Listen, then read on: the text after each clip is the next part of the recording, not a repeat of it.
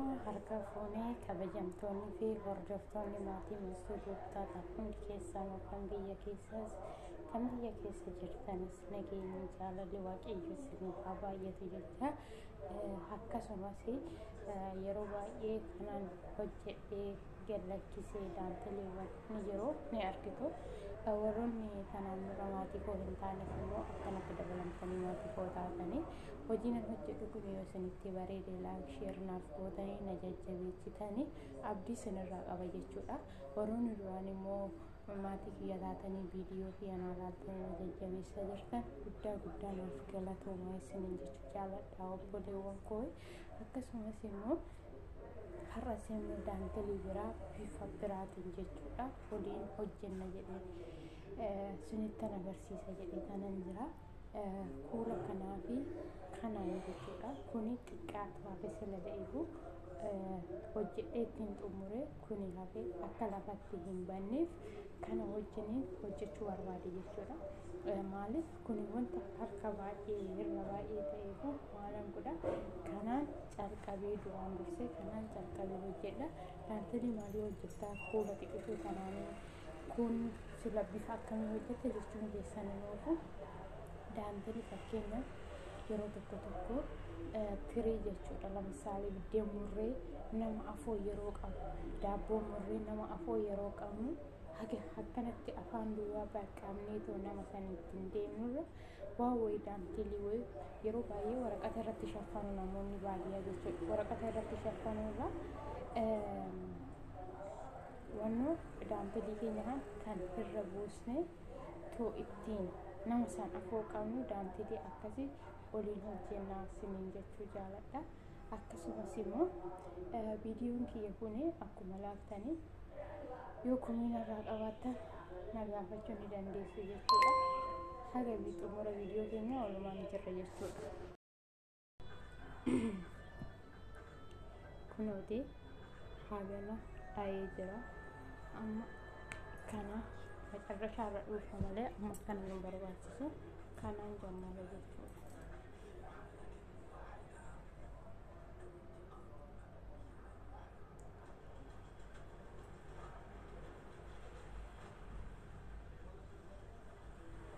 kanaani amma duraan dursinee zigaajaa isaa buusuu jammarraa ከዛም በኋላ ዝጋጃ ይገቡስኔ ራቆኔ ደግሞ ወንቶታ ካይሳ በርባቺሱ ምናምን ዳዴመ የቹዳ አርከፈኛኔ ኢፋ ወንታ ጉፋ ወይቶ ከፍትቲዳ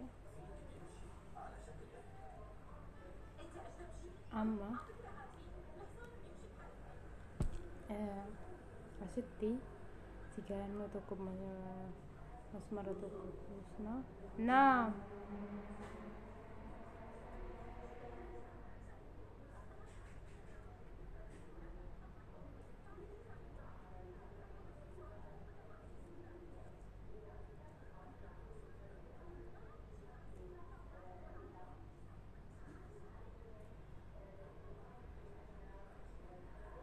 akkanumatti zoora isaa waliin deemna jechuudha. kunooti haala kana amma asitti cufeen jira deebiseen amma dammoo kana banaan deema jechuudha. haala kanaatiin bal'isaa deema jechuudha. haala kanaan hojjechaatu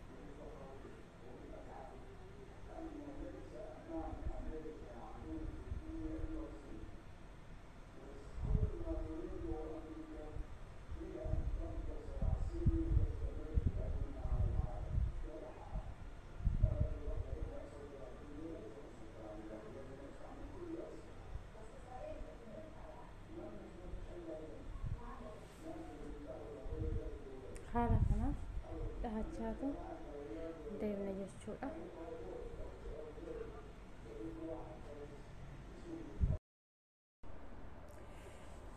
Kanaafuu haala kanaan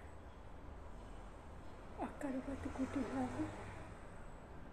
Kun gara keessa isaati, kun immoo ala isaati jechuudha.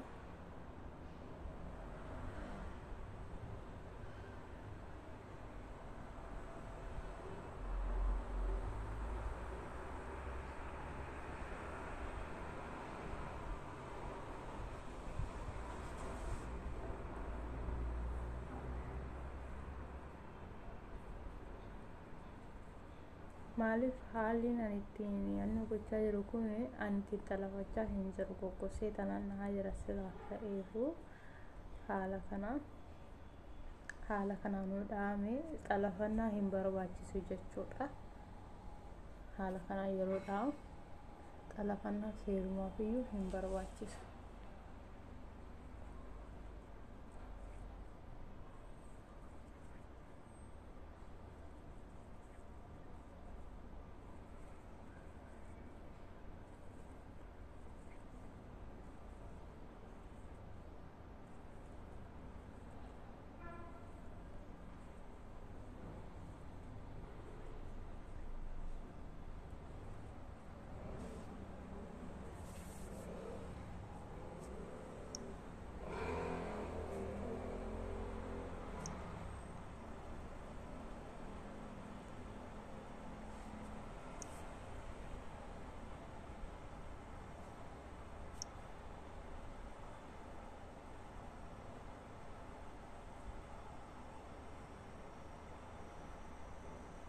Kuni iddoo maasanii isaati jechuudha.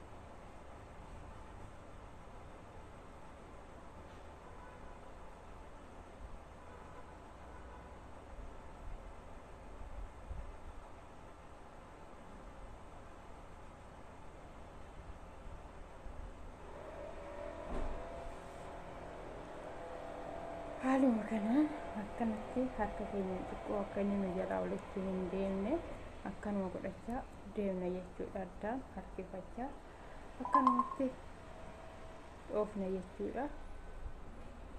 Haala kanaan akkanatti deemu jedhee addaan nuuf deema. Garuu macarrashaarraa bifa kana silanitti godhuufu haaluma kanaan akkanatti addaan harkisaatoo deemna jechuudha. Ammaaf garuu ganaadha. Firii shaffanuu hanga dhiisitoo xiqqishuudha. Sababa saniif haaluma kanaan addaan oofatoo deemna jechuudha. Kunuuti bifa gaarii kana sitti dhahee jira. Amma macarrashaa isaa gara sila ta'eef kana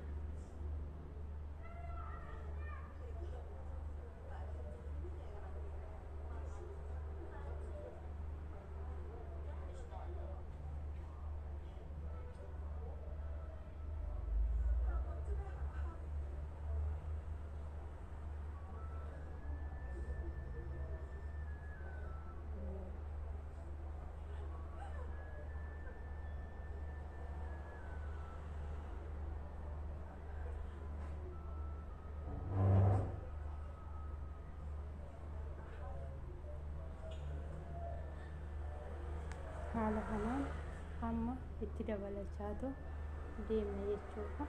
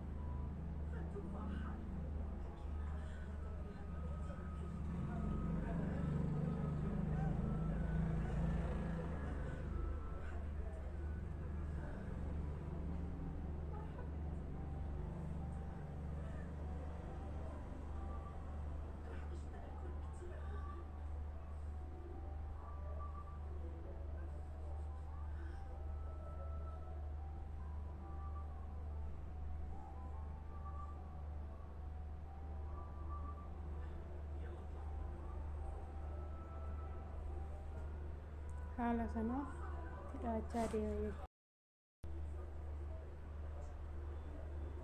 Haala kanaan itti takkattakaa jirra.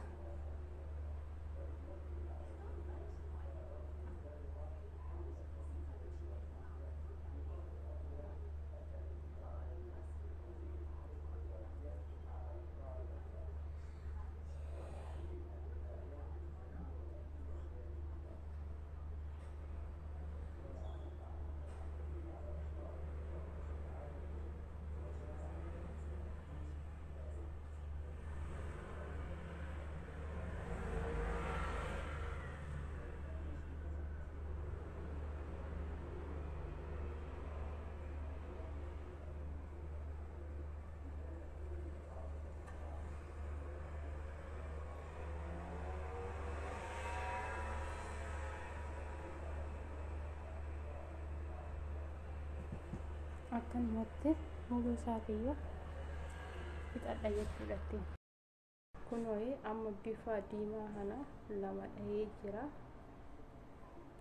Sababa sanirraan kan ka'e amma dammoo kana jammarannee jira jechuudha.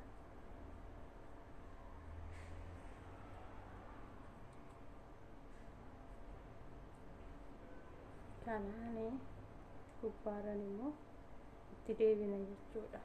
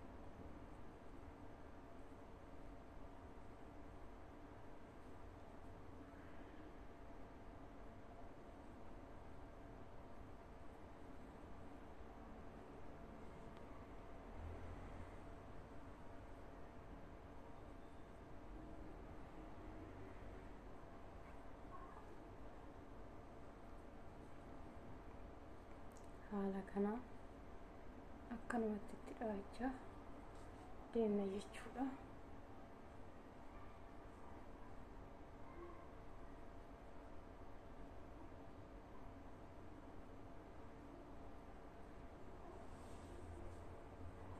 Kunuuti haala kanaan akkanatti keecha kutaa gochaa deemna jechuudha. Amma halkan calqabaatiniin wal fakkaachaa haala kanaan nuuf bareedatoo deema jechuudha.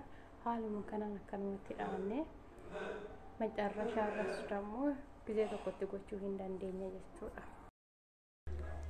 Akkasii isiniin jedha kunuuti. Ani durallee tiruma kadhaa isiniin jedhee kunoo hojjedhee xumuree tanan jira. Haala kanaan jechuudha. Asitti beektuuf nafu furdisee ture dura aannu na jalaa ta'ee zigaajaan kunii furdate kanaaf bakka kanatti akkana na jalaa ta'e akkasii isiniin jechuu jaaladha. Akkasumas yoo viidiyoon kiyya isinitti bareedeedha isin jedhee laayik sheer gochuu hin dagatinaa isiniin jechuu jaaladha. Kunoo jalqaba macarrashaa isaati irratti haala kana irratti hojjedhee tanan jira jechuudha. Akkasumas kunoo kana fakkaataa hiikaa mushurraayii jedhanii akkasii isiniin jechuu jaaladha. Hordoftoonni fi kabajamtoonni maatii masluutootaa kan keessanii isin kana caalallee guddistanii hojjechuu ni dandeessu. Fakkeenyaaf akka barbaadan jechuudha. Daabboo guddaa tirii guddaadhaafis hojjechuu ni dandeessu akka fedha keessanii kunini. Ani immoo maaliif tirii xiqqaadhaaf hin barbaade fakkeenyaaf biddeen midhaan muranii akkanumatti irra buusan isaaf kan barbaade sila ta'eefu kan xiqqeessee hojjedhee fakkeenyaaf daabboo fa'aa murtee wonbariirra yeroo goote akka hin goggonne daardaareen isaa akka daabboo sun afaan banaa taa'ee qilleensi wanni ta'e fa'a sisiisni midhaan irra hin buune sababa saniif nama fayyada. Wantoota baay'eedhaaf nama fayyada isiniin jechuu jaaladha. Isaafan akkanatti xiqqeessee hojjedhee isiniin jechuu jaaladha. Akkasumas viidiyoon kiyya yoo dassin jedhe laayik sheer gochuu hin dagatinaa isiniin jechuu jaaladha isin jedha. Akkasii isiniin jedha. Haga viidiyoo lammataatiin walitti deebinutti turtii gaarii. Baay'ee isin jaaladha, baay'ee isin kabaja. Laayik sheer gochuu hin dagatinaa isiniin